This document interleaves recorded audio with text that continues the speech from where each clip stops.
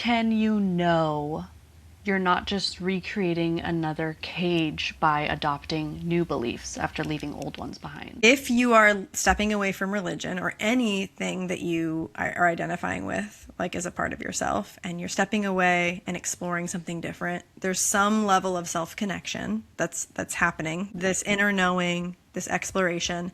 And if you have yourself and you have trust in yourself, you can have the safety to explore everything. Not sure what I believe, and that's okay with me.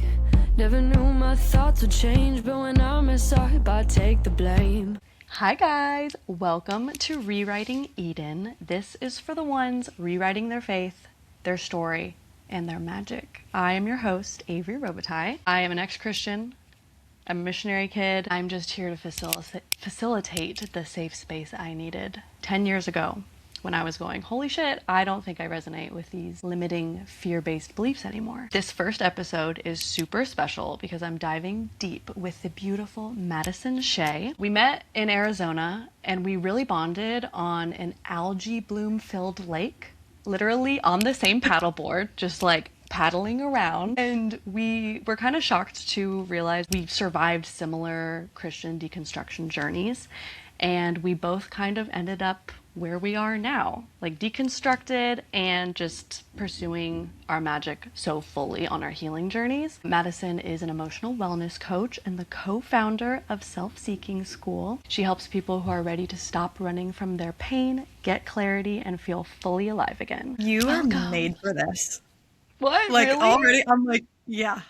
Yeah. I've never seen anyone be more of a natural. Like, already, yeah. That means the world. You're doing it. Thanks. Yeah, this is already incredible. It was meant to be. And you were meant to be the first guest on here. Like, literally, that could not have, like, come together so perfectly. Okay, so you gave me permission before this started to be like full-on coach. And so I'm gonna pretend that we're in a session right now. Because when you were doing your intro, when you said ex-Christian, you went, and my little antenna went up and was like, we gotta go there, girly.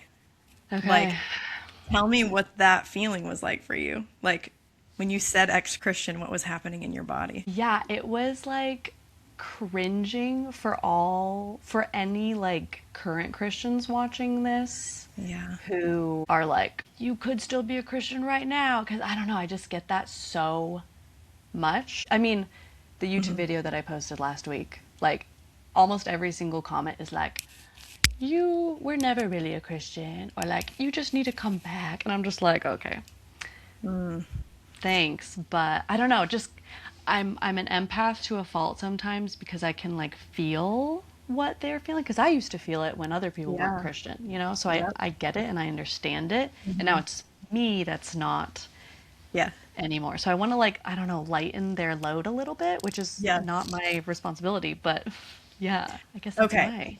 So this is like my biggest passion, this whole anger thing that I had you read the anger guide. Yes. My question is, what do you really feel underneath the surface? So when you're cringing, this is like, it turns in on you. Like, something's wrong with me. This is like, it feels kind of like shame. I'm going to make myself small because this person is going to judge me, basically, is what you're describing. Like, they're going to misunderstand me. They're going to judge me. And what is your actual reaction to someone judging you or misunderstanding you? I freeze. Like, my throat closes up. I literally, like, have nothing in my brain. Like, especially when I was going through it with my parents, like, they were having interventions with me, like, all the time, like, in the heat of it. I didn't know I was deconstructing. I thought I was just, like, it was a confusing time. So I didn't know how to defend myself, or rather maybe, like, I didn't know how to protect and set boundaries around the space I was in, I guess. Yeah. AKA, you didn't know how to feel anger. Yes, exactly. This is why anger is my shit. I am obsessed. It's at the root of all this stuff. Like, when we're feeling shame or timid or whatever, that's instantly like, there's some repressed anger here. Anger doesn't feel safe. If I fight, it doesn't get my need met. If I flee, it doesn't get my need met. So the only other option is to freeze. And that's usually the order that we go in. So first we'll try to fight, aka like stand up for ourselves and be like, wait, but I da. And then they bulldoze. So you go, okay, fighting doesn't work. It actually leads to more disconnection. Then I go to flee. Let me just try to like, but then they come at me. It doesn't work. They attack me for running away. They whatever. Yeah. So then the final step is death, basically. Freeze state is like I'm playing dead. Like death to the self in that moment. Everybody listening, Madison has a masterclass coming out all about anger. Feel free to check that out. That's why we're talking about this, literally. I'll list all the details for you guys to dive in. I really think that, because I have had a lot of friends who like had similar questions, but then kind of like froze or fleed and like kind of ran back into Christianity.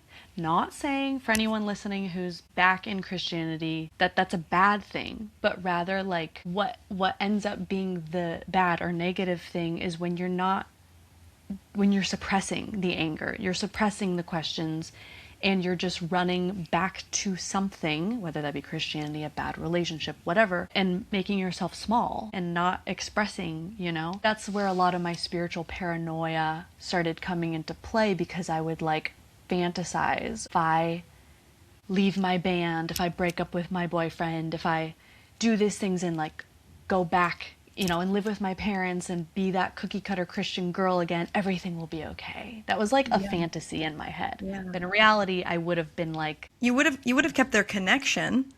You would have had, like, in survival sense, you'd have your community, you'd have your connection, but you wouldn't have yourself. That's always the temptation. I think, like, when leaving anything, leaving a job that's not aligned, leaving a relationship that's not aligned, leaving a state that's not aligned, whatever it is, it's like, I have this security, or I have expansion, which is... scary. Yeah, it's so scary. One of the things I like to say is like leaving a belief system, it's the most traumatizing yet freeing thing, because you're leaving something that was part of your identity, and leaving that feels like, who the fuck am I? Like, existential crisis. Totally rewriting like what life is. It's honestly the bravest thing. I feel like people think it's like the cowardly thing. And if only they knew that it is the bravest thing to rewrite your whole framework for existence. It's like a remembering, coming back to the core of yourself. Like when I was a kid, I loved fairies and dress up and anything like mystical, like Disney movies. As an adult now, like I went back to that. I wasn't allowed to watch Harry Potter, like anything with like... You were a very specific type of Christian. I just feel like it's a spectrum. Because that was not my Christianity at all. Oh. Yeah. Like it wasn't near as strict, but I hear those stories a lot. Like I know you're not, like I know it's common, like your experience. Yeah. It's so interesting. Like we are so similar, but every one of our stories is so unique that there's always going to be like, what? No way. Like any of us sharing any of our stories. That's why I love meeting other people in the wild, where you're just sharing a funny, you know, a funny coffee.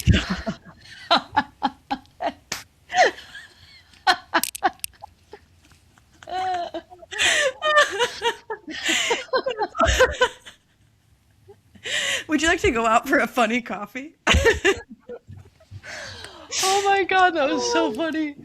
What were you trying to say? I was trying to say, like, you know, like have a lighthearted, like we're gonna hang out, and then all of a sudden you're like, wait, you came from the same foundation. That's what happened on our paddleboard and our funny paddleboard. Guys, we were stuck on this lake because we couldn't get in, or else the algae was gonna like infest us. It was a very weird situation that I still don't totally understand. It's so enlightening to meet other people who have similar backgrounds, because it makes you feel like you're not alone. Because going through it, for me, like I was the only one out of my friends that I knew of. I mean, well, now I've gotten lots of messages from my YouTube video that I posted of friends being like, oh, I was in the same boat. And I was like, damn, I wish we would have all like come together at that time. Well, what's so great is that's what you're doing for people. Right, yes. You're being that person that's going to help people feel like there's like a safe place to explore this, normalizing it. The community I'm building is on school, SKOOL. And I want it to be like, I'm deconstructing and I still want magic in my life. Like, Yeah. I still want a little like breath work ritual, or I don't know anything about tarot cards. Let me take this Tarot 101 thing Avery's teaching on Saturday, you know? It's another thing that's unique about you, because some people deconstruct and they go like straight atheist, like the magic is dead almost. Or Yeah. that's just a part of the journey. That was a part of my journey. It wasn't, it's not where I'm at now. Right. But for you to be like, okay, I'm leaving this and here's this other thing is really cool. Yeah, people are going to resonate with that. Oh, good. I saw this one meme the other day. People who go to church for the worship, they're really going for sound healing because of how the chords are like striking. It's kind of like going for a sound bath. And I was like, damn, like some people don't realize that, listening to a sermon can be substituted. Like if that's not resonating, like there's a lot of cool podcasts out there about, healing and dealing with your emotions. Like you have one-on-one coaching. Let's dive into your anger, like instead of going to church to worship, there's sound baths that can heal your DNA like vibes, like all of that is not demonic. Like I was brought up believing. I used to like have a list of these, but it's like religion calls it this, spirituality calls it this. Do you know what I'm talking about? And it's like, Yes. we're doing the same things. We're literally Exactly. doing the same things, but we're just calling it something different. Exactly. Yeah. Like one, you call it prayer, I call it manifestation. Like that. Right. Yeah. We're not as separate as a lot of Christians.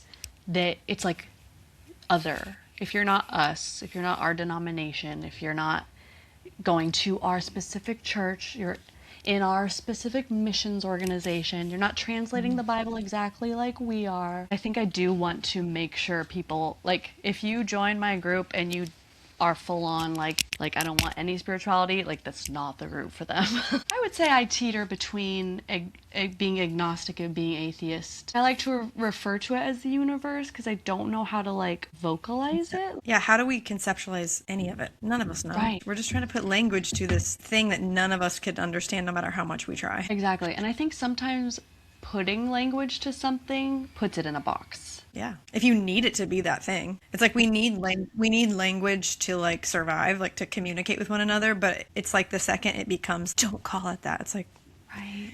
why? It can be Yeah, for interchangeable. sure. Why can't it be God and the universe and whatever? Yeah, definitely. Yeah, one time my dad asked me, we were sitting in Bali at the beach, and he was like, so what are you now? Yeah. And I was like, My dad too. oh. Did he really? Yeah. Yeah, I have a really unique situation where my dad, I've set really hard boundaries with him. Like, hey, I'm happy. I'm good. I'm not afraid that I'm going to hell. I'm not afraid for you. I've just kind of like set these boundaries around. Yeah.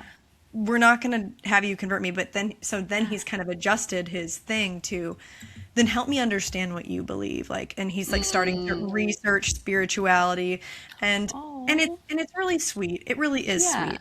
On one hand, I think there's a lot of genuine exploration of like genuine curiosity around me being really happy in this other thing and loving me and caring for me and wanting to explore. I said something like, if you're asking these questions through the lens of Christianity, so anything I say is going to seem outlandish to you. But if you take a step back, which I know is terrifying, and I like can have compassion for that because I lived it. Like if you have the courage to take a step back for just a minute, not like even for a whole day, just for 5 minutes. Imagine that you were kind of free of that construct and then ask these questions from a different perspective. Like, yeah, maybe learn about other religions even or other practices and conversations over time. He's started to do that. Wow. So it's really beautiful because I think on one hand, it's like he's doing the best he can and he's like wanting to learn. Yet there's still sometimes this flavor of he's trying to get like a gotcha moment. Yes, the flavor, yes. Oh my God. There's like, but he's like, I don't know if I could believe in a God that, didn't give me instructions, the Bible. Yeah. And I'm like, first of all, interesting. Why? I don't need to judge that, whatever. But Right. it's just like he's trying to like get me. Oh my God, 100%. Like, I Yeah. think my dad is in the same boat. I don't know if he's fully able to step out. I think verbatim, my mom one time was like, I've never needed to question the Bible. So I it's believe her. just, yeah. That's the thing. It's like that is some people's path. I get it. Everyone has their little comforts and their things. Like some people are just going to do the things that they do and that's good for them. Do you believe that they're wrong for being Christian? No. I know deep down that more confined boundaries around beliefs like religion can be really good for a lot of people, and a lot of people could be the worst versions of themselves without it. Yeah, so I do believe that, but I know that some people use it against other people, and then that's where I'm like, okay, is this good for you? Is this making you a better person or a worse person? It's a good relator to, growing up being like, terror was bad. Like, you can curse people or whatever. Anything can be used for bad. You can use a fork that was intended originally just for eating. You can use it to do something really harmful. Same with religion, same with any practice or anything. It's good clarifying because some people are like, I've left this, it's bad, it's wrong. And then some, it's like, yeah, everyone's on their own path. What works for you works for you. I don't like it. Yeah. I think it's harmful. Yeah. I don't want it. I wish you wouldn't hurt Totally. people with it, but I also like that's probably the things that you need to integrate in this life. For sure. Like, I still am close with friends who are still Christian, like more open-minded than my version of it growing up. And like, they're some of the most loving people ever. So I know that you can still like believe in Jesus and, be a believer and not try to convert all your friends who are not believers. So tying back in, how can you know you're not just recreating another cage by adopting new beliefs after leaving old ones behind? If you are stepping away from religion or anything that you are identifying with, like as a part of yourself, and you're stepping away and exploring something different, there's some level of self-connection that's happening, this inner knowing, this exploration. And if you have yourself and you have trust in yourself, you can have the safety to explore everything. Yeah, I think that's a really powerful exercise of like opening yourself up. My partner he said this one time, and I just was like, yes. It's like having an open palm about your beliefs, and then you like have something in there, and then if something comes along to replace it, it's just like, oh, take it out, put it in. Like when you're holding so tight, like something better and more loving or more fit for you, like can't replace that past belief because you're just like, you're not detaching. There has to be a level of detachment, I guess. Yeah, which requires self-trust. Because Right. if you know you've got you don't need an external thing. I don't need to say like, I am a Christian, and if this isn't the way, I cease to exist. Like, you exist whether that's real or not. Letting these kind of like external things come and go and noticing that you are the constant thing. Right. Right? Relationships leave, families will leave, jobs will leave, and you're still with you. Oh my God. Have you read the book, The Four Agreements? Yes. That's like agreement number 2. Don't take anything personally. I read that book like peak of deconstructing. 1, opening up a like quote unquote self-help book other than the Bible at that point for me was like sacrilegious. Really? Yeah, you Yeah. were in deep, girl. You were in really deep. Why would you need any other book like that isn't written by a Christian? Like it was either like the Bible or like vetted authors that have our same exact doctrine. It's crazy because now as just like a spiritual girly, how I like interpret that stuff. It's interesting because I find myself thinking in kind of Christian-ish ways. Like that if I just said it to a person, they'd be like, are you a Christian? No. In terms of how much our thoughts matter and like our thoughts create our reality, right? And like a Christian would be like, don't think impure thoughts. Like it's basically, I feel like Christianity takes like the beauty of spirituality. This is going to sound a little generalized, but Okay. I guess I believe it. today. I could change my mind tomorrow. But Yeah. my, Yeah. my thought is that like Christianity takes the beauty of spirituality and then implants fear into it. It's like, but it's otherwise it's the same stuff. Because I'm like, yeah, I actually believe that the thoughts that we think really matter. Like if I'm sitting around like in negative self-talk and negative talk about my reality, I think that shapes my reality. And I think that in the like OG, what this information is getting to is like, yeah, the way you think matters. Also, like we're brothers and sisters in Christ. Treat each other like you want to be treated. Like, yeah, absolutely. But then it's placed by, and if you don't, hell. Hell yeah. And I think that's isn't that the biggest difference with Jesus? And I don't know where you stand with Jesus, but I think too, it's like you could either see Jesus as this like really expansive, beautiful human who was just like expanding the consciousness of the planet and trying to teach certain things, or it could be like, and if you don't follow him, death. I don't know if Jesus really existed, but I'm so open to him if he did exist, and you know, whether or not he was the son of God or whatever, like he was a super powerful figure turning the tables of justice and love and blah blah blah. That idea of Christ consciousness, you know, bringing heaven onto earth right now, like heaven potentially isn't some like other dimension and hell isn't in some dimension that we might go to. And that's really what, like when I was like, well, okay, if hell doesn't exist, what is Jesus saving me from? What the fuck? Like, Well, I think hell does exist. oh, like physical? Plot Physical place? twist. No, I think it's a God. state of consciousness. Oh yeah, definitely. I Definitely. think, but it's very real. Like I'm like, I get it. It's been very misconstrued, but I've been in it. Yes. And that's like separation from divinity, separation from truth. And it's the worst place. That's when I was in my suicidal depression, chronic anxiety, like nothing matters, hopelessness, helplessness.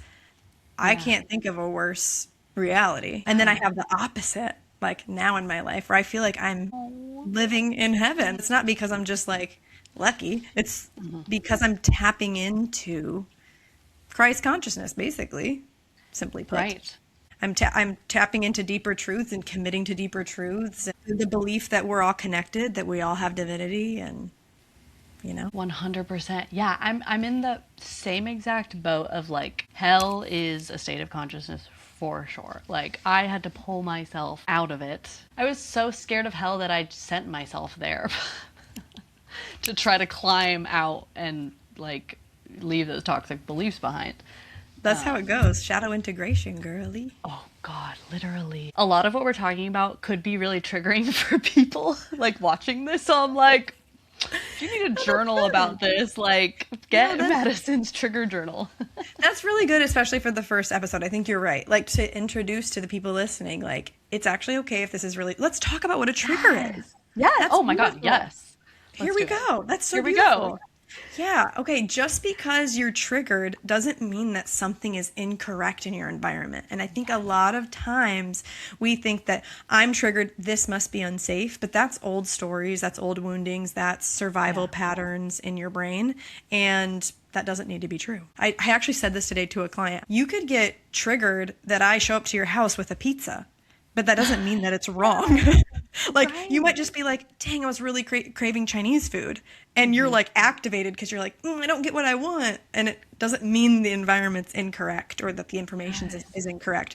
And I think that's a really freeing thing to realize, is that a trigger doesn't mean anything about objective reality. It's a subjective experience based on neuroplasticity, aka based on all of our experiences up to this moment, what we have learned to be safe and unsafe, aka what keeps us in connection and what puts us in disconnection. Yeah, when I was going through my shit, I mean, and currently, triggers happen even if you're like farther along in your healing journey compared to like where you were before vibe. But in the beginning, like if I had an argument with my boyfriend or whatever, I'd be like, oh, is this a sign that I'm I'm, not following God. But really it was like, oh, we had an argument of like something fucking random, Yeah, and people try to make meaning out of their triggers all the time, which is just a defense strategy of the mind, which is my whole shit. My whole thing is about feeling your feelings, not thinking your feelings. I could do a 7-hour TED Talk on this, girl. I'm telling you. Hell yeah. But really, because that's like your mental reaction to a trigger. You're trying to control because you don't feel safe to feel the feeling. But if you actually like let the feeling come through you, it's like, okay, I'm going to fight with somebody. And it's bringing up mixed emotions. I'm feeling angry, which most people, I could talk about anger all day. Most people have a lot of shame around anger. So the second they get angry, they get anxious. So anxious, they think they suffer from anxiety. They think they are chronically anxious.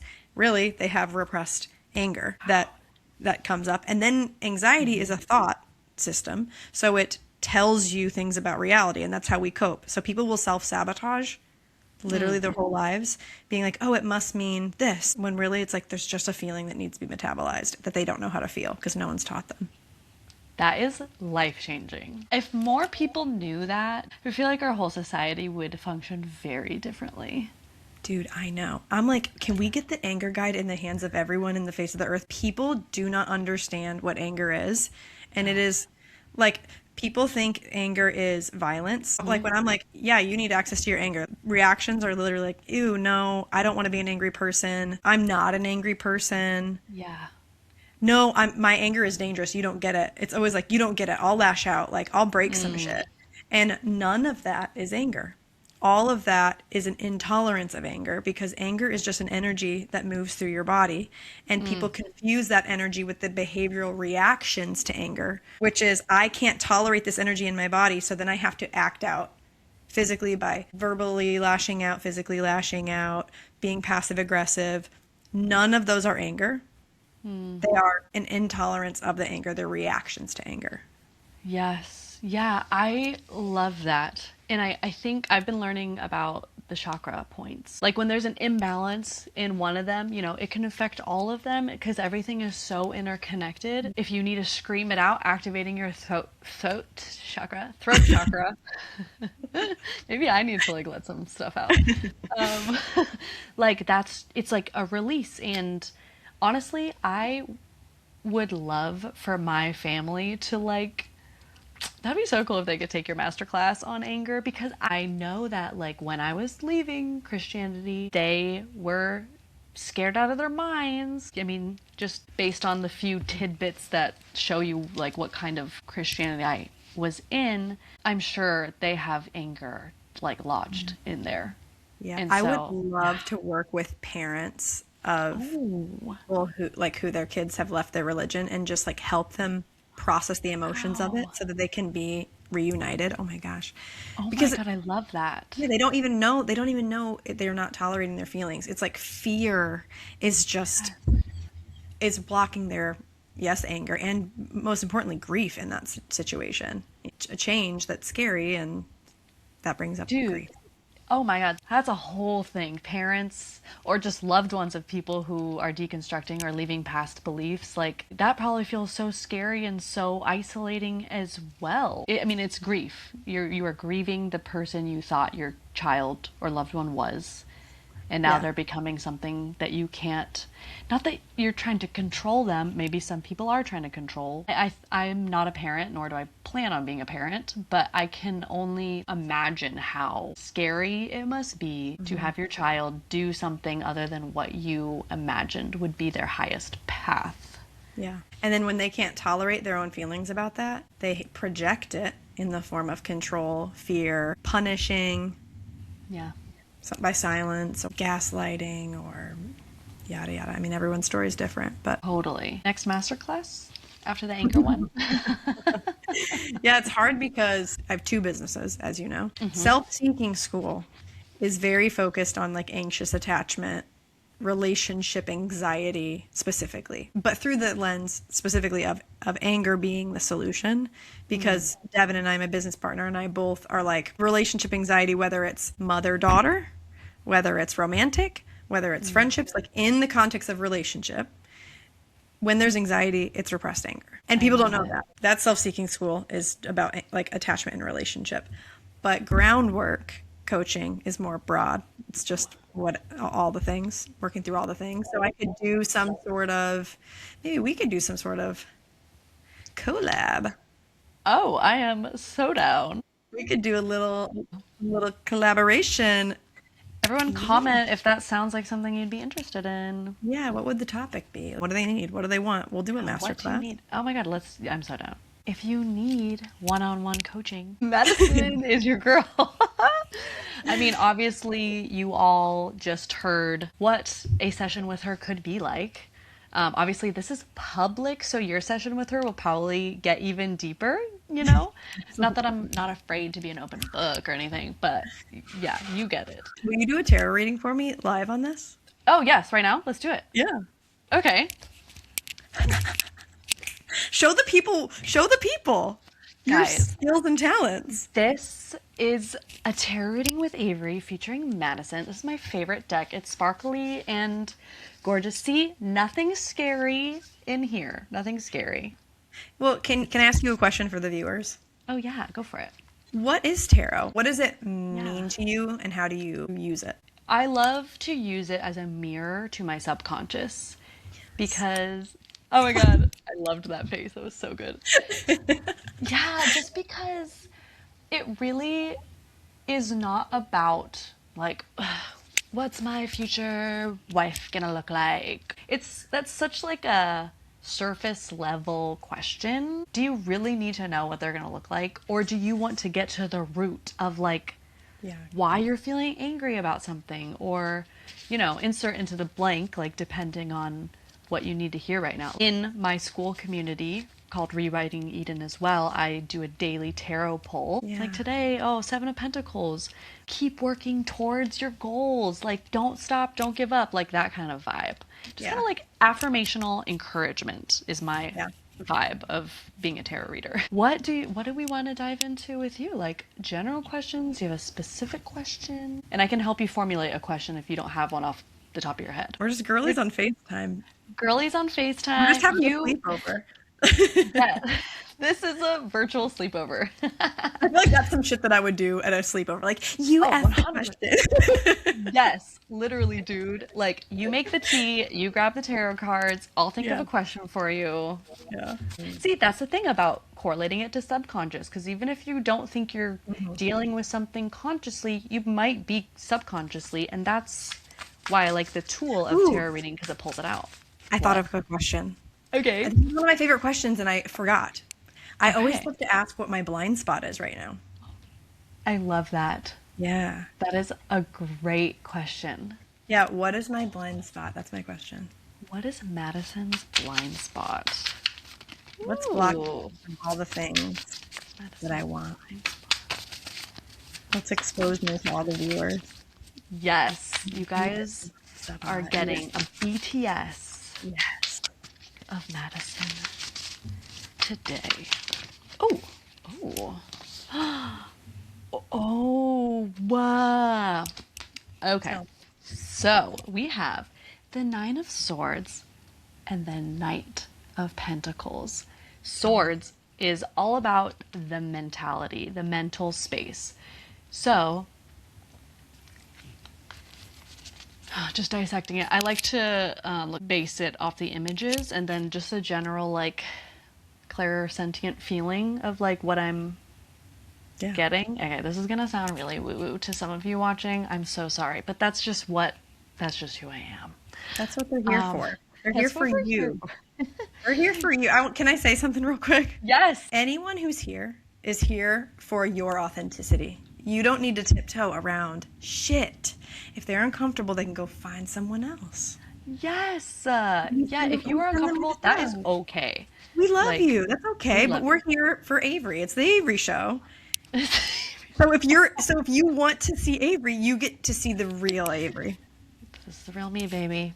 So Nine of Swords is all about overthinking, fears, almost like being kept up by something. It doesn't specifically have to mean like you're being kept up in the middle of the night, but just like something is egging in your brain. I know what it is. Really? Yes. Oh, We can talk about it in a second, but I want to understand what the other card is. Pentacles has to do with your home life. It has to do with finances, how you feel and view yourself, like practical, reliable, like, hardworking. Like, what are your beliefs about yourself, and what is like kind of keeping you from fully believing in yourself? And even if you generally have a really healthy belief about yourself, there's still, there can still be moments where you're like, oh, like, am I good at this? Or like, doubt. That's a really good keyword for this reading. Like, don't let that self-doubt block you from being the knight in shining armor of your own reality and your own life. Okay, Can you read the words on the knight one for me? Practical, reliable, stoic, slow and steady, hardworking, committed, grounded, patient, efficient, conservative, pragmatic. Here's the images. I think this is about my like work life right now, because I'm like stepping into some serious power. I feel like for the past like since I've started coaching and stuff, I want to give myself credit. I've jumped off a lot of cliffs metaphorically, put myself out there a lot. Like, I have 2 thriving businesses. It's not that I've done nothing. However, in terms of like what I know I'm supposed to be doing, like this master class is huge, and like just doing more things. That's the simple version. There's a lot of things churning right now, and I've had a lot of blocks around like being afraid of hard work for like years, and feeling like I don't want it if it's hard, but really it was just like nervous system dysregulation. Like, I thought it was just kind of this like entitlement because I was afraid to face the fear of like feeling dysregulated. And I've had a major breakthrough. And so now, girl, I'm working all the time, but like in a way that's like really fun and like exciting, and like I'm actually like following my dreams. However, this is why I got these cards. Over the past few days, that it's kind of getting heady for me, like where if I'm not working, it's kind of like shifting and becoming a little shadowy, like the opposite. I never thought I'd be here. Am I going back? Am I going back to like not working on my dreams? And it's very heady. And you said keep me up at night. I've not slept well for the past 3 nights. Shut up. Yeah, literally. And I'm a really good sleeper, but I like the past 3 nights, it's been like, because I just spoke at an event this week, and so it was I saw that was so awesome. It was me like thinking about that, like before that, and then after it, like thinking about it again. And I'm going to speak at another event. I'm not allowing myself to enjoy it and be present and be patient. And so thank you. That's clear. That's very clear. I get it. Spot on. I love that. Spot on. Bravo. Oh my God. Yeah, dude, you are so powerful, and no overthinking needed. Okay, that's so generic and like, just live, love, laugh. You have all the potential in the world. And yeah, there's a term for it. Baller. Imposter syndrome? A baller, yes. Oh my God. Imposter syndrome. That was like 2 different things. Literally the solar opposites. Polar. Solar Opposites is a show. Yeah, it is. You are a baller, and you will be an even bigger baller after you get some good sleep. Yeah. That is really crazy, though. It's super crazy when cards come up that literally have the keywords like sleepless nights, overthinking, and then you're like, wait, I have had some sleepless nights and I'm a deep sleeper, It always like flabbergasts me.